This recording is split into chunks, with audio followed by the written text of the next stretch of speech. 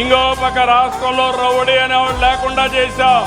ఈ రోజు నేను హామీ ఇస్తున్నా, మా ఆడబిడ్డల జోలుకి ఎవరైనా వచ్చి ఎక్కడైనా కానీ అఘాయిత్యాలు చేస్తే అదే మీకు చివరి రోజు.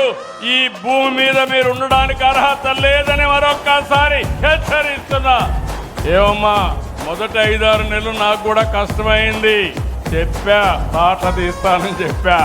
ఇప్పుడిప్పుడు కొంచెం కంట్రోల్లోకి వస్తున్నారు. ఇంకా కూడా ఫేక్ వార్తలు పెట్టి మీరు చూశారు.